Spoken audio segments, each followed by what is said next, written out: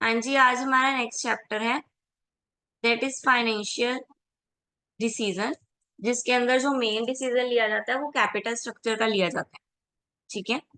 Financial decisions में main decisions क्या है, कैपिटल स्ट्रक्चर का है। तो इसी में कैपिटल स्ट्रक्चर्स की मेथड्स आएंगे। तो हम आज कैपिटल स्ट्रक्चर्स पढ़ेंगे।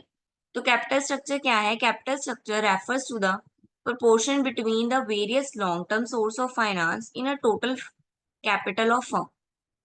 ठीक है। कैपिटल स्ट्रक्चर यानी कि हमने ये चेक करना कि हमारे पास long term source of finance कितने, यानी कि लॉन्ग टर्म के लिए जब हमारा विजन है कंपनी का, तो हमें लॉन्ग टर्म के लिए कितने फाइनेंस हमारे पास अवेलेबल है, एसेट्स जो है हमारे लॉन्ग टर्म कितने हैं, फिक्स्ड एसेट्स। ठीक है। A financial manager choose that source of finance which include minimum risk as well as minimum cost of capital. ठीक है। हम हमेशा ये फाइनेंस मैनेजर ये ट्राई करता है कि वो क्या चूज करे, मिनिमम रिस्क और मिनिमम कॉस्ट ऑफ कैपिटल वाले एसेट्स या सोर्स ऑफ फाइनेंस है वो चूज करे, जिन पे रिस्क भी कम हो और जिनकी वैल्यू कॉस्ट भी कम हो खरीदने की। ठीक है। Then source of long term finance आ गए proprietary fund and borrow fund. Proprietary fund में क्या आ गए, प्रोप्राइटरी यानी कि ऑनरशिप, ऑनर्स में क्या आ गए हमारे पास, equity, preference and reserves. And borrow में यानी कि बोरो करना, बाय करना, बाय में हम क्या कर सकते हैं, लॉन्ग टर्म डेट यानी कि लोन। ये चारों हमारे लॉन्ग टर्म है।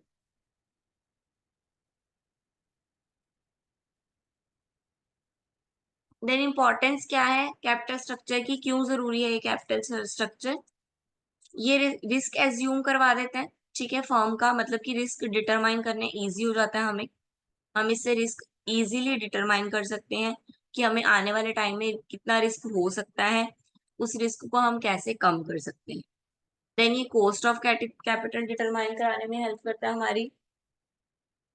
ठीक है। कि कितनी कॉस्ट हमें ऑन द स्पॉट यानी कि प्रेजेंट में हमें कितनी कॉस्ट लगानी चाहिए, कितनी कॉस्ट लगाना वैलिड होएगा। ठीक है। ये डिटरमाइन करने में हेल्प करता है हमारी। Then it affects the flexibility and liquidity of the firm.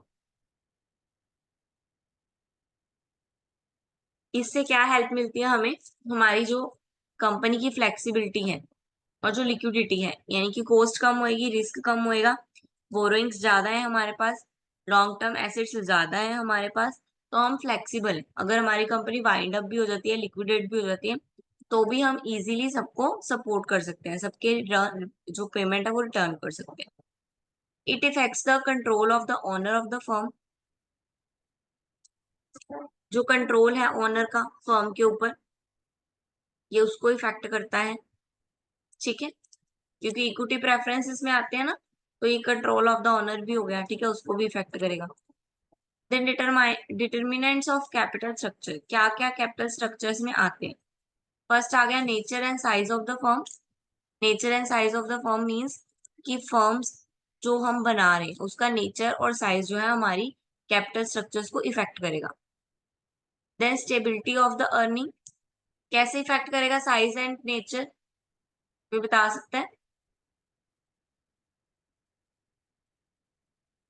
Size and nature company का वो कैपिटल स्ट्रक्चर्स को कैसे कैसे इफेक्ट कर रहा है। देखो, अगर हमारी कंपनी स्मॉल स्केल कंपनी है, ठीक है, यानी कि साइज छोटा है हमारी कंपनी का, तो हमें उसके कैपिटल की रिक्वायरमेंट भी क्या होगी, कम होगी। बोरोइंग्स क्या होंगी हमारी, कम होंगी। ठीक है। और इसी इसी के ऑपोजिट अगर अगर हमारी लॉन्ग टर्म है, तो हमारी कैपिटल भी हमें क्या चाहिए होगी, ज्यादा चाहिए होगी। इसी तरह नेचर, किसी कंपनी का नेचर जो है, कंपनी का क्रेडिट बेस ज्यादा चलता है, तो उसको कॉस्ट, उसको कैपिटल की ज्यादा जरूरत बोरोइंग से पड़ने वाली है। ठीक है। कोई कैपिटल पे नहीं चलता, मतलब क्रेडिट पे नहीं चलता, वो अपनी अमाउंट्स पे चलता है, तो उसको ऑनर इक्विटी की जरूरत ज्यादा पड़ेगी। Then stability of the earning, earning में कितनी स्टेबिलिटी, यानी कि प्रॉफिट कितना स्टेबल है। ऐसा तो नहीं है प्रॉफिट हो रहा है, लॉस हो रहा है, लॉस हो रहा है, लॉस हो रहा है, फिर प्रॉफिट हो रहा है, फिर लॉस हो रहा है, लॉस हो रहा है, लॉस हो रहा है, ऐसे तो नहीं चल रहा।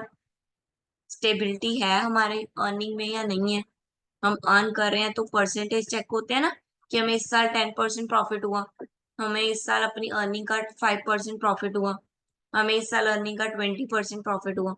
That is the stability check करते हैं हम उसमें से कि हमारा प्रॉफिट बढ़ रहा है, कम हो रहा है, स्टेबल है, कैसे चल रहा है।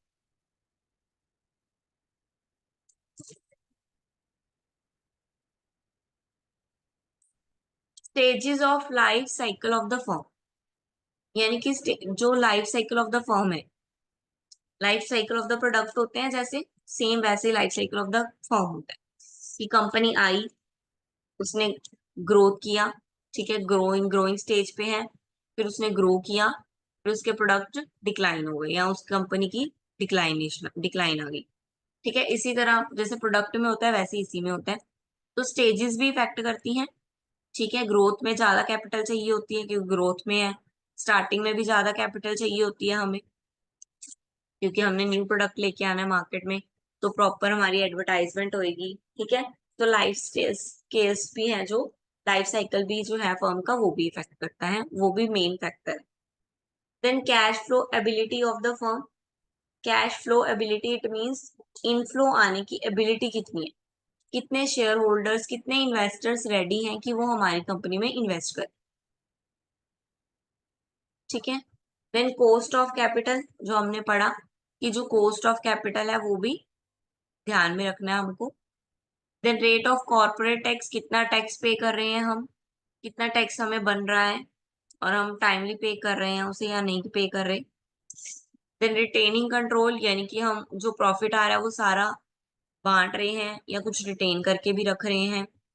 ठीक है, रिटेन करके रख रहे हैं तो कितना रख रहे हैं, रिटेनिंग में हमारा कंट्रोल है या नहीं है। देन फ्लेक्सिबिलिटी, जो भी कंपनी का वर्क है या जो भी कंपनी के एसेट्स हैं वो फ्लेक्सिबल हैं, यानी कि इजीली लिक्विडेट हो सकते हैं या नहीं हो सकते, उनमें इतनी फ्लेक्सिबिलिटी है कि ऑन द स्पॉट अगर हम किसी एसेट को सेल करें तो हमें उसके बदले में अच्छा रिटर्न आ जाए, ये उसकी फ्लेक्सिबिलिटी होगी। Then trading on equity, equity पे ट्रेड कर सकते हैं हम, हमारी कंपनी लिस्टेड है या नहीं लिस्टेड, हमें इक्विटी पे ट्रेड करने की परमिशन है या नहीं, या हमारे पास प्रॉपर रूल्स रेगुलेशन है या नहीं। लीगल रिक्वायरमेंट, हमारी कंपनी लीगली प्रूफ्ड है या नहीं, लीगली सर्टिफाइड है या नहीं।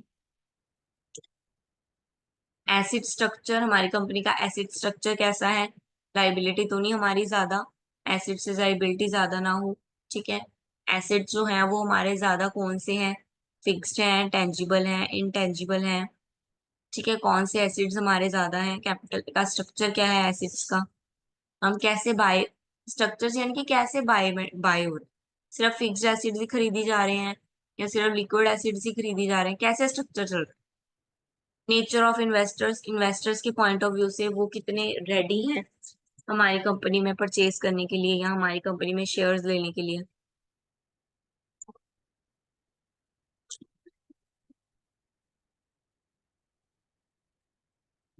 पॉइंट ऑफ इनडिफरेंस, ध्यान से पढ़ना, पॉइंट ऑफ इनडिफरेंस क्या है, it refers to that EBIT, earning before tax, at which interest and tax, at which EPS remains same irrespectively of different alternatives of debt equity mix.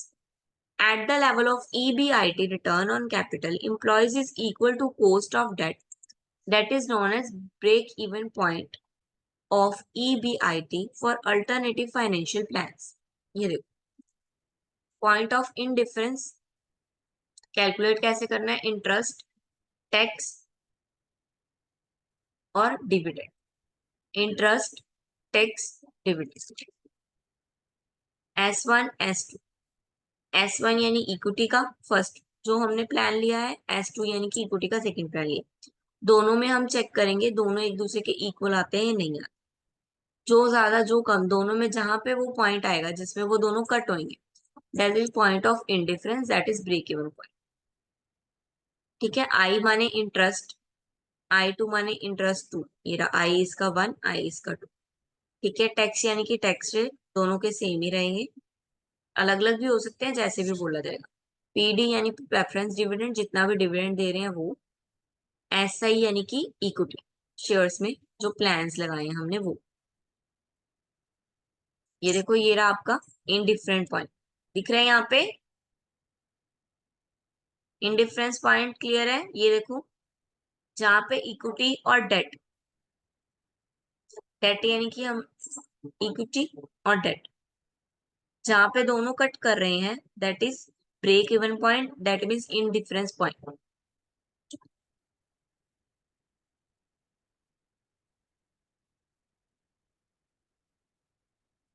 दिख रहा है बेटा यहाँ पे। देन हमारे कुछ मेथड्स आ गए, कैपिटल स्ट्रक्चर्स की थ्योरीज आ गई, that is very important. First है net income approach, then net operating income approach, that traditional approach, Modigliani and Miller approach.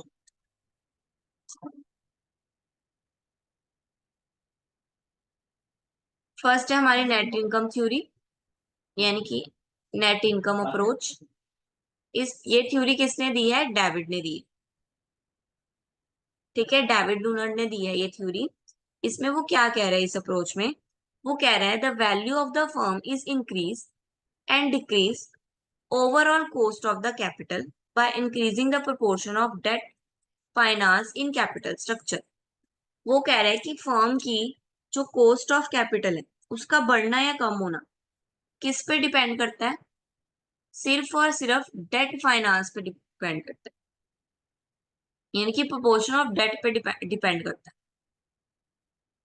It is due to the fact that debt is generally a cheaper source of finance because interest rate are lower than dividend rate and benefit of tax become in because interest is deducted expenses।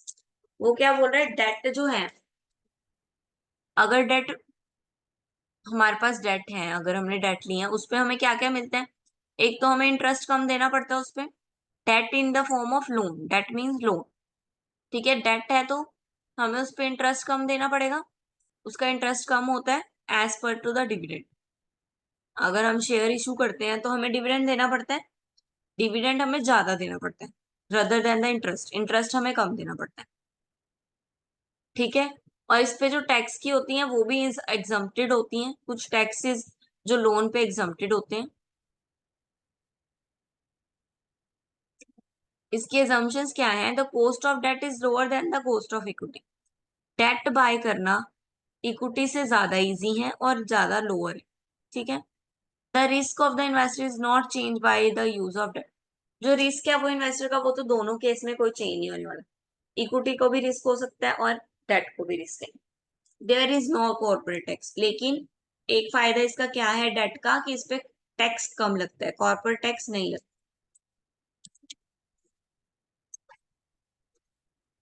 हाँ जी, AI approach के under,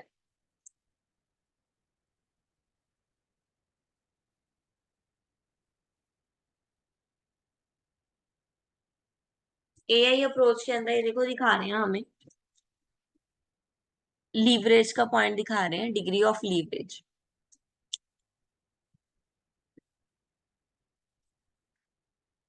देखो starting में cost of capital हमारी ज्यादा है, धीरे धीरे धीरे धीरे ये लीवरेज के साथ टच कर दी।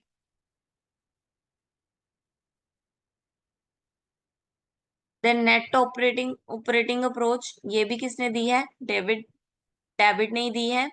इस थ्योरी में वो क्या हो रहा है कि total market value of the firm is not affected by the change in the capital structure and the overall cost of capital remain constant unrespective of debt and equity ratio. अब ये operating को ध्यान में रख रहा है, operating it means, अब वो कह रहा है कि ना तो डेट और इक्विटी से किसी से कोई इफेक्ट नहीं हो रहा, कंपनी की जो वैल्यू है, कंपनी की जो गुडविल है, उसको कोई इफेक्ट नहीं कर रहा आपका कैपिटल स्ट्रक्चर। ठीक है, अगर आप इक्विटी लो तो भी कोई फर्क नहीं पड़ता, अगर आप डेट लो तो भी कोई फर्क नहीं पड़ता, आपकी गुडविल रिमेन सेम रहेगी, कॉन्स्टेंट ही रहेगी।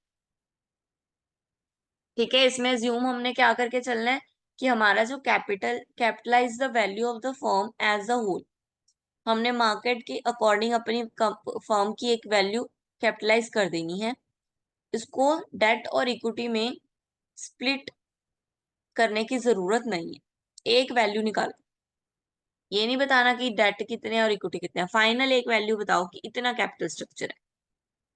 The cost of debt is lower than the cost of equity, ये तो हमने पीछे भी पढ़ा था, ये अज्यूम करके चलना है कि जो डेट है वो हमारा हमेशा इक्विटी से कम है।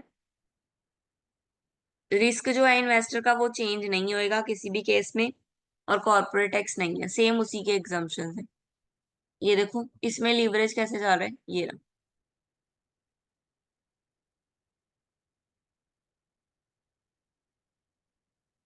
ये कॉस्ट ऑफ डेट है, कॉस्ट ऑफ इक्विटी है, और ये हमें बता रहे हैं कि ये हमारा डिग्री ऑफ लीवरेज।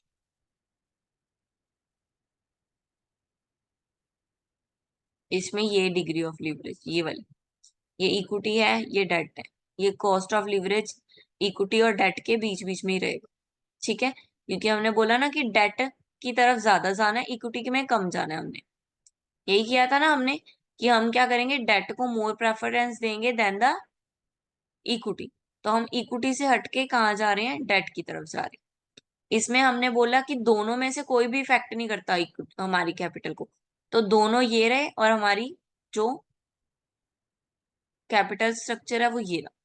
दोनों में से कोई भी इफेक्ट नहीं कर रहा है इसका, यानी कि दोनों के बीच में ये इंक्लूड नहीं होता है।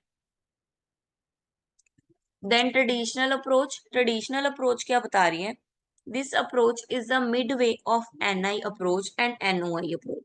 यानी कि ये सेंटर है किसका, नेट ऑपरेटिंग का भी और net,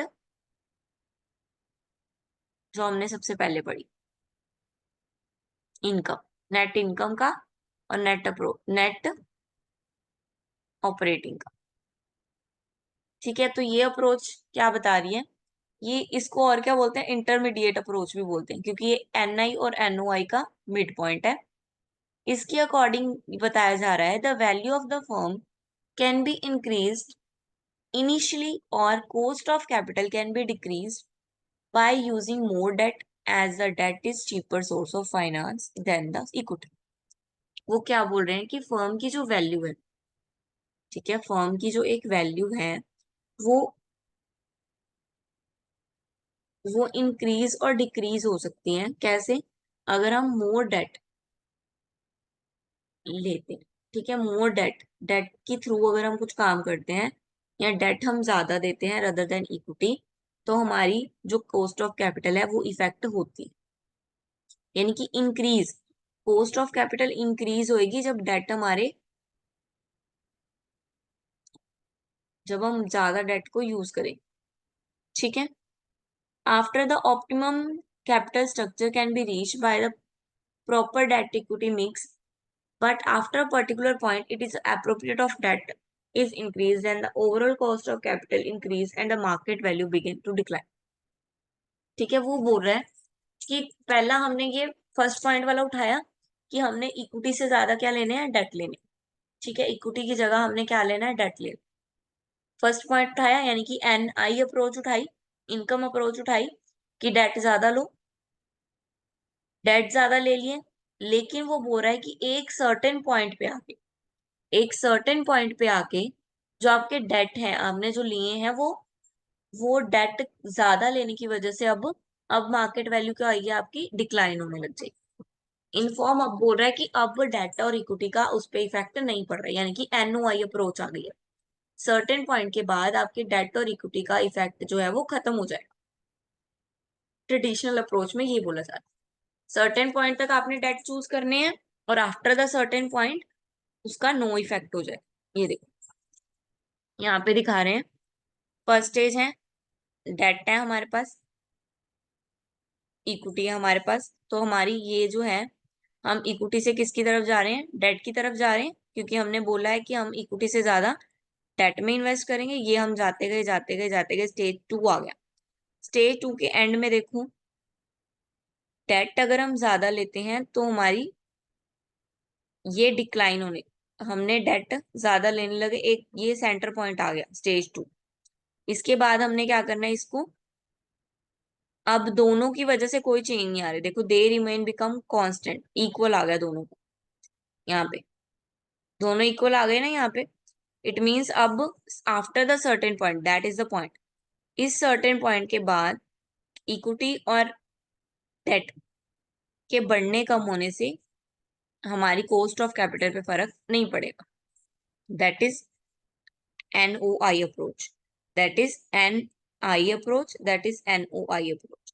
And that is a mixture of both. It means that is traditional approach.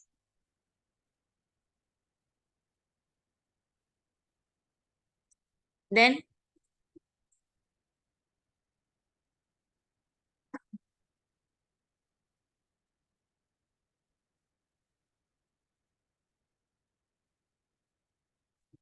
Miller approach, इसमें क्या बोला है, देयर आर टू अप्रोचेस, इसमें टू है, in the absence of corporate with corporate exist, यानी कि इस अप्रोच में दो मेथड्स को लेके चलते हैं। फर्स्ट है जिसमें कॉर्पोरेट टैक्स नहीं आएगा, सेकंड है जिसमें कॉर्पोरेट टैक्स आएगा। तो इसकी एजम्पशंस क्या होंगी कि कैपिटल मार्केट जो है परफेक्ट कैपिटल मार्केट है, ठीक है, जो कैपिटल मार्केट है वो परफेक्ट कैपिटल मार्केट है। होमोजीनियस रिस्क है, यानी कि हर क्लास ऑफ फर्म को एक जैसा ही रिस्क है। इक्विटी लो तो भी उतना ही रिस्क, डेट लो तो भी उतने रिस्क, कोई बड़ा कोई कम नहीं है, ठीक है।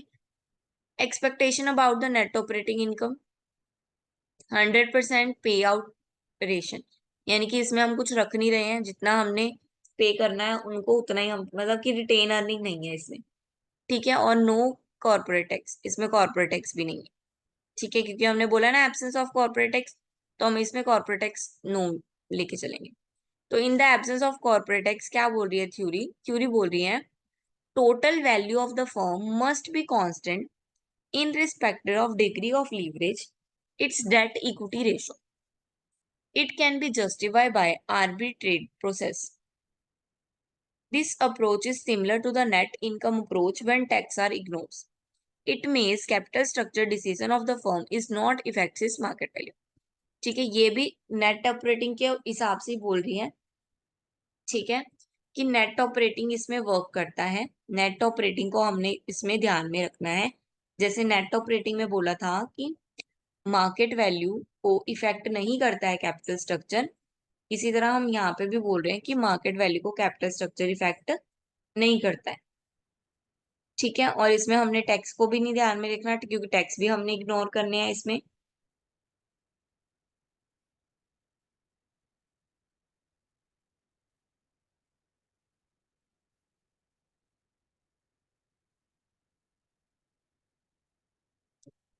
तो लीवरेज, यहाँ पे एक वर्ड आया हुआ है leverage, degree of leverage. Leverage क्या होता है, लीवरेज मीन्स जब हम अपनी बोरोविंग्स को यूज करके ट्राई क्या कर रहे हैं, मैक्सिमम से मैक्सिमम रिटर्न लेने का ट्राई कर, that is level of leverage, degree of leverage, कि हमें इस पॉइंट पे इतना रिटर्न आ रहा है, लीवरेज डिग्री ऑफ रिटर्न आ रहा है, ठीक है। लीवरेज क्या आएगा कि वो डिग्री जिसपे हमें मैक्सिमम से मैक्सिमम रिटर्न है, इक्विटी और डेट को यूज करने से हमें मैक्सिमम से मैक्सिमम रिटर्न है,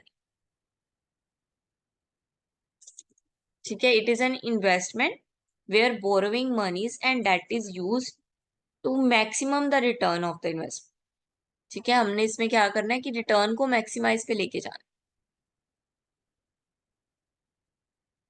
अब कॉर्पोरेट टैक्स है इसमें, पिछले वाले में कॉर्पोरेट टैक्स नहीं था, इसमें है, तो इसमें फर्क क्या आएगा, बस it is because of benefit of tax become interest on tax deducting expenses.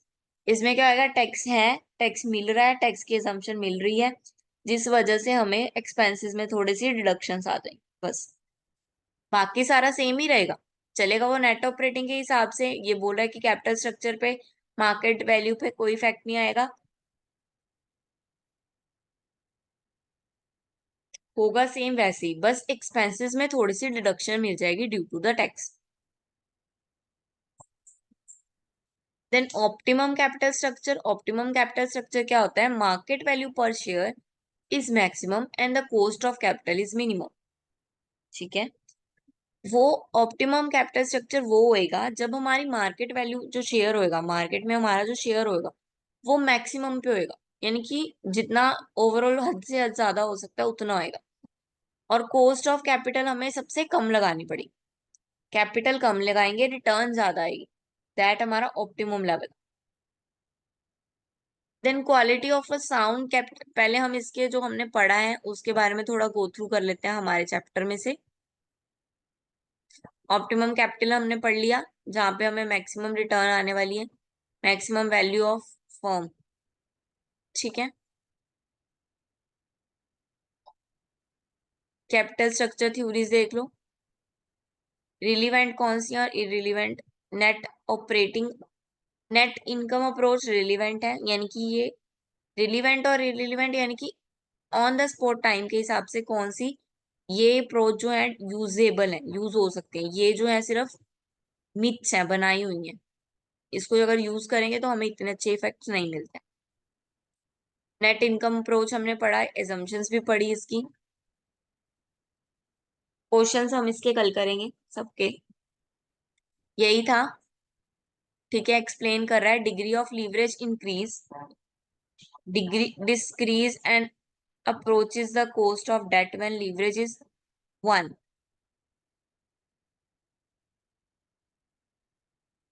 Then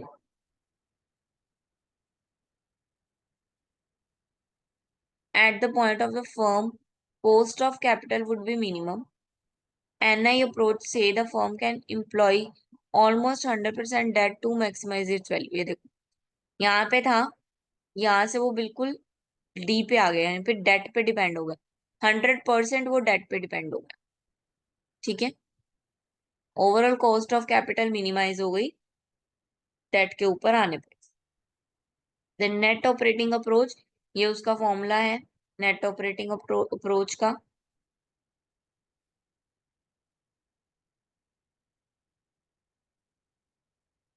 इसमें ये दिखा रहा है, ये देखो, के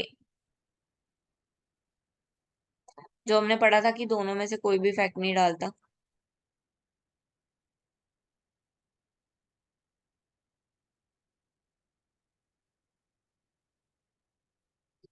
देखो स्टेज 2 जो लीवरेज का स्टेज है, जहाँ पे ऑप्टिमम रिटर्न आ रहा है, उसके बाद वो के से शिफ्ट होके और डी से शिफ्ट हो गए, यानी कि डेट से शिफ्ट होके ऊपर को जा रहे हैं। यही पढ़ा था ना कि एक लेवल तक वो डेट पे रहेगा। देन डेट से जब हमारी डिक्रीजिंग स्टेज आ जाएगी, तो वो डेट से इक्विटी की तरफ शिफ्ट हो जाएगा।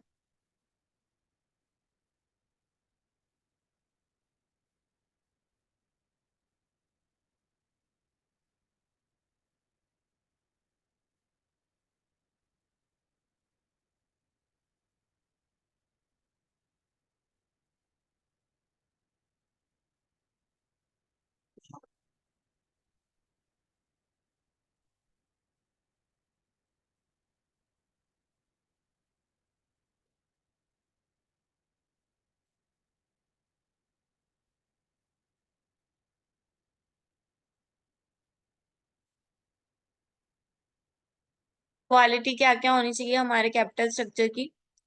सिंप्लिसिटी होना चाहिए, जो कैपिटल स्ट्रक्चर है वो सिंपल होना चाहिए, ज्यादा होच पोच नहीं होना चाहिए, ठीक है, ज्यादा डिफिकल्ट नहीं होना चाहिए।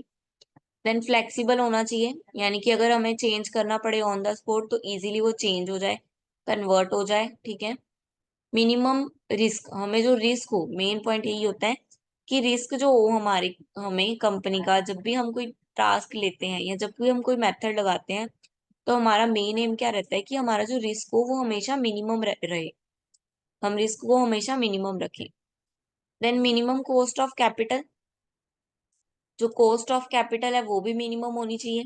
ठीक है, यानी कि हमें कम पेमेंट लगानी पड़े, कम कॉस्ट ऑफ कैपिटल जनरेट करनी पड़े। Sufficient liquidity, easily convert into cash हो, जितनी हमें चाहिए वो हमारे पास अवेलेबल हो। रिटेनिंग कंट्रोल, रिटेनिंग पे कंट्रोल होना चाहिए, सारा प्रॉफिट हम इक्विटीज या प्रेफरेंस को ना दे दें, उस पर थोड़ा कंट्रोल हो, तभी वो साउंडेबल कैपिटल स्ट्रक्चर बनेगा। Then avoidance of unnecessary restrictions, जो भी अननेसेसरी रिस्ट्रिक्शंस आ रही हैं जैसे इन्वायरमेंट की, लॉ की, उन सबको हम अवॉइड कर सके, हमारे कैपिटल स्ट्रक्चर में इतना साउंड होना चाहिए, इतनी इफेक्टिव होनी चाहिए। क्लियर है? हाँ जी, एनीबडी हैव एनी डाउट?